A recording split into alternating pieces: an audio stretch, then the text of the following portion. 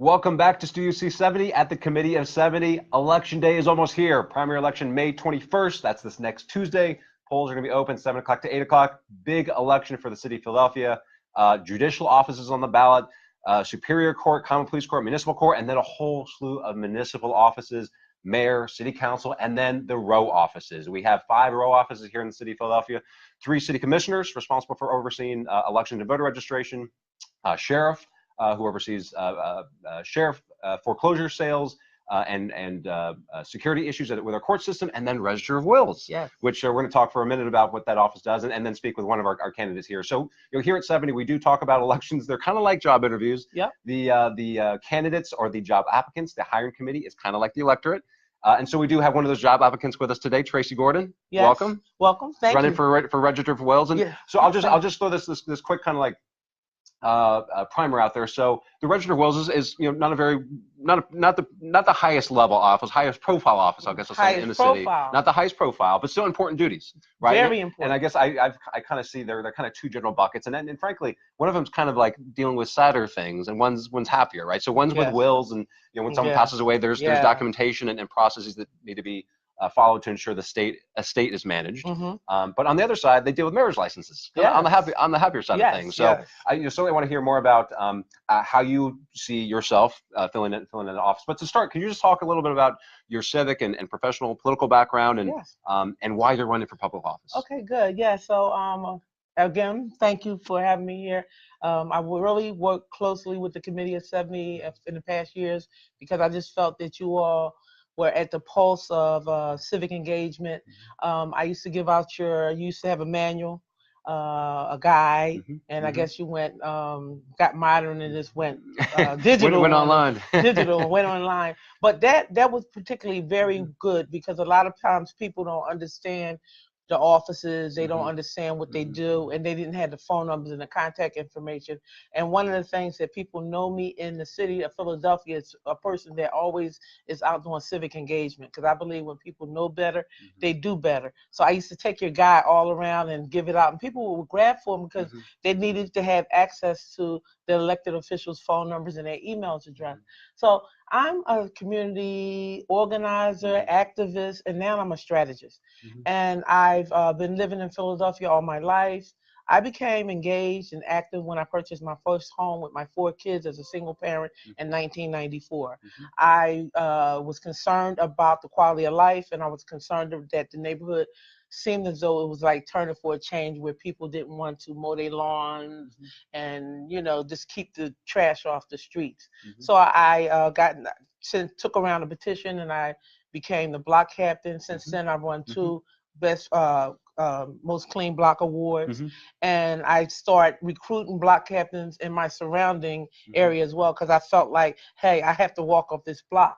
And I didn't want my kids to have to live in an environment where it wasn't safe, because studies will tell you the broken glass or broken window theory is when you see one broken window, then people will break out the rest of the windows. And it just was a study out saying that when the lots are cleaned up, there are less gunfire. I didn't know that then, but I knew in my heart that to raise healthy kids and be in a healthy environment, it had to be a clean and safe environment. So as I progressed, I started learning that it was more to just being a block captain. You had to be politically involved, because that pothole, me as a block captain may not get it filled, but me as calling as a committee woman yields a little bit more power. So I ran for committee person, and I served as committee person, and I ran into some obstacles as a committee person, because I started asking questions like, I didn't feel like that just because a ward leader say that this is who we're going to endorse, that why? Can we ask some questions? How is this endorsement going to be beneficial for our community? And that kind of got me in trouble, so much so one time I ran, I didn't get unseated. They was attempting to throw me off the ballot, but I had enough signatures. And then I was invited to the meeting, and they called the police, and I was escorted out of there. And long story short, fast forward, we end up prevailing and going to Superior Court, and they reaffirmed that if you are duly elected, you can't be unseated. So that was one the political success stories that that I can proudly say that I'm proud that I have fought for people in Philadelphia, that if you are duly elected, then they have to seat you. Now, they may not invite you to the meetings or whatever, and they may not pay you or whatever like that, but that's not important. The important thing is it was a fair election. You followed all the rules. People went in the ballot. They said Tracey Gordon, 40th Ward, 24th Division. We want her to represent us. I won, and so I'm currently I currently serve as the committee woman in the 40th Ward, 24th Division. So that was some success. Yeah, yeah. Okay, so pretty, fairly extensive civic and political experience here. And then, so what pushed you to run? Running for office is a lot of work. Right. It's a lot of work, right? Time away from your family, friends. It's expensive and in time and money. Expensive. So why are you running for office? Why are you running for Register of Wills? Okay, so right now in the city of Philadelphia, I mean, particularly when I was circulating my nominating petition, there was not one person, maybe one. So 99% of the city of Philadelphia do not know when the Register of Wills run. It's same time the mayor runs, city commissioner, sheriff, all those offices, city council. And I'm concerned that there is too many of us that do not know exactly what their office represents. That is a taxpayers paid office, and I believe if we're paying taxes for salaries and for office, then I think it's their responsibility to come out to our community and let them know exactly what we do. And it's not just the marriage, it's the probate and the wills. And I start doing some research, and I found that currently we have 22,000 tangled titles. And a tangled title is when people have legal interest in a property, but it's not legally in their name. And I talked to someone from Legal Aid, and they said that currently 11,000 families are currently at risk of losing their home because they are involved in a tangled title. And I was like, well, why is this a problem? And one of the problems is because people don't understand the importance of making sure they have a will before they pass. People are either superstitious about it, or they think that you get a will when you get a little older. It's like, I don't need to get a will. I'm not going to die no time soon. I'm only 35 years old. I'll wait till I'm 85. No, you're supposed to get a will, or you should get a will or make a will when you accumulate wealth. A property. And I didn't even know that. And so now we're in the midst of a strong gentrification in our community. And I believe, and we have proof that is a direct correlation with detanglement of titles. In other words, there are too many families in our city that are living in properties that are in grandmother's and great grandmother's name, and it's enabling them to not be able to access services such as they can't get homeowners insurance, they can't get low interest rates, they can't sell a property, they can't leave a property to their family, they can't make payment arrangements on back taxes or water revenue simply because the title is not in their name. And I feel as a registrar of will that we have a responsibility, and not just the registrar of wills.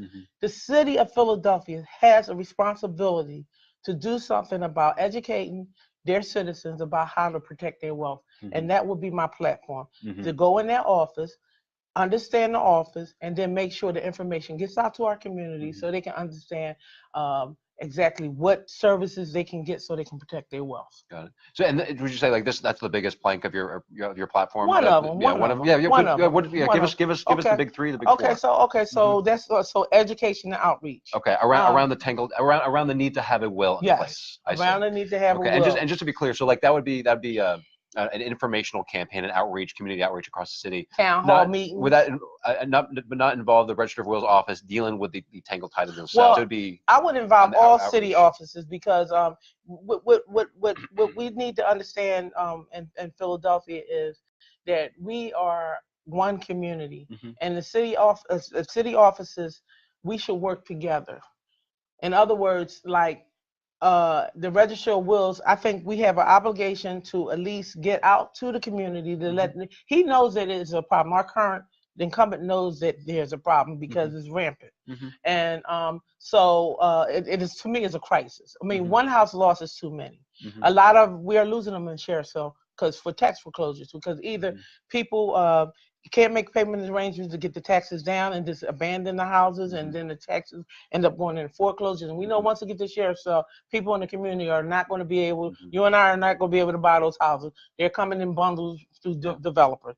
And then another thing is, can't get basic system repairs, and these are grants that come from the city and state and federal that people can use to fix up their houses, like make sure they can get wiring, cement work, roofing repairs, etc. They don't qualify for that because they're sitting in a tangled title. So although it's not necessarily the responsibility of the Register of Wills, what I'm saying is, in order for us to stop the hemorrhaging, we need to get out to the community and explain to them the importance of having a will to stop the hemorrhaging. And then we need to figure out a plan. And this, it has a lot to do with the state, because a lot of people can't afford the probate fees and the what you call the state tax. So, and that's legislated. So I want to go in there and hopefully we can lobby and go to state representatives who, by the way, are coming to me on a daily basis saying that a lot of their constituents are having that problem, city and state. So I'm just saying that this is not just a Register of Wills or Register of Deeds or what. This is a city crisis, and in order for us to be able to withstand the aggressiveness of gentrification, we have to be able to make sure that these families have a fair chance and be able to own those properties. And so that would be the educational outreach. And so another thing that I wanted to also do is and that's I want to bring a team in there to I want to make it diverse too. A recent report came out by City Controller Rebecca Reinhardt, and I could actually pull it up, but off the top of my head, the Register of Wills has the worst diverse population in the entire city. I mean, it's like in comparison to how many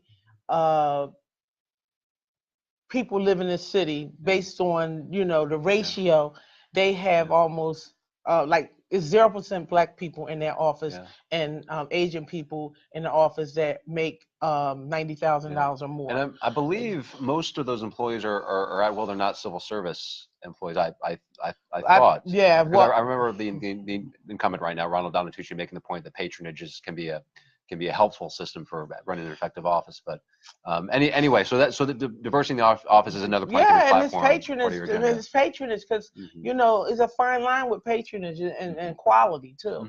You know, I mean, if that's your family and friend, you know, I mean, just $150,000 was just embezzled out of there. And did we get the money back? Did the person get arrested or whatever? I just know it was a flash in the news, and I'm trying to figure out, you know, where's the quality control and why at this 2017 when it was found out, why was we still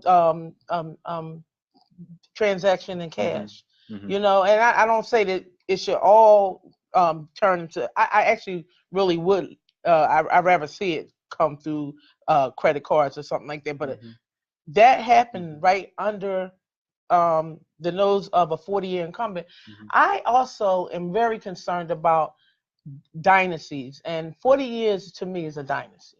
I don't really think anyone should serve that long in any capacity in any office in America.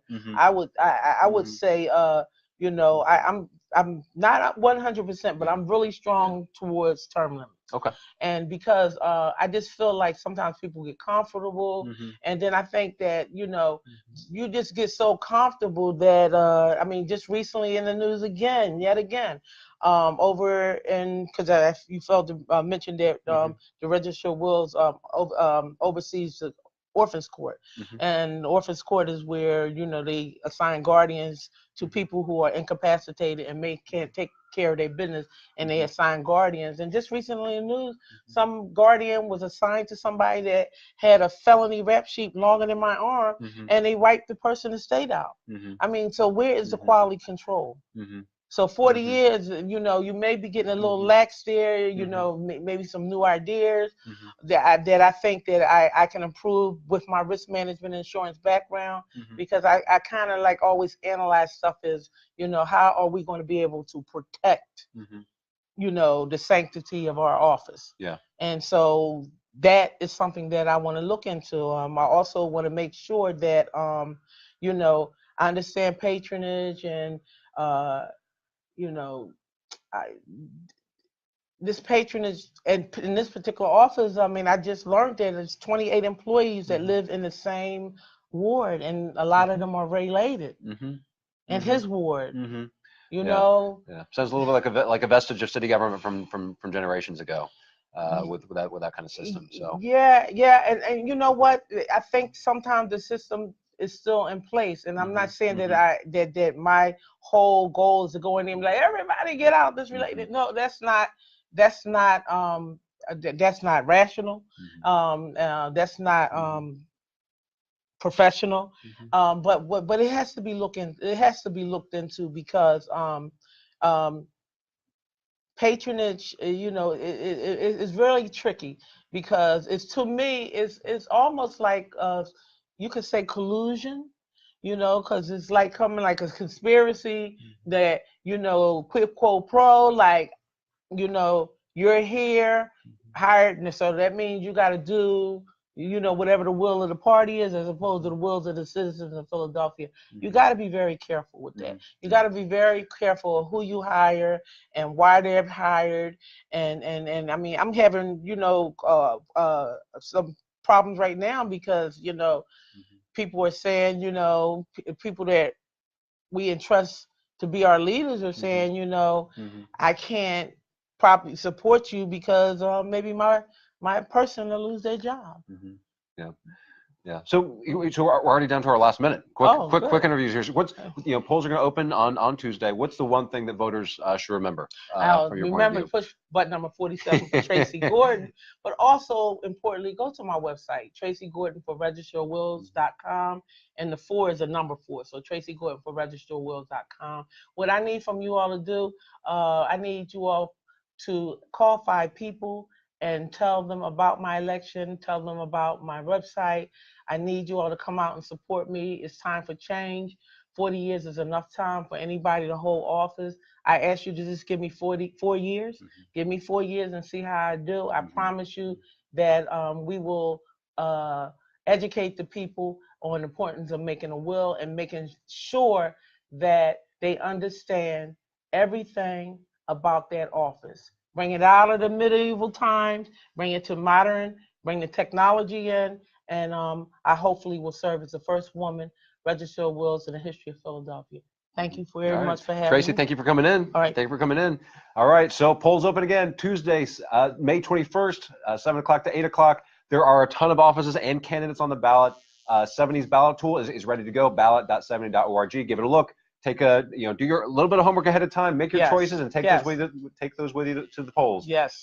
So see you on election day. Thank you to Thomas Skelton Harrison for funding these broadcasts. See you on election day. And one more thing, don't rely on that ballot that they shove in your face on a poll. Make sure you had that number 47 in your head before you go there. Right. All right. Signing off from Studio C70. Thanks, Tracey. Thank you. See ya. Good.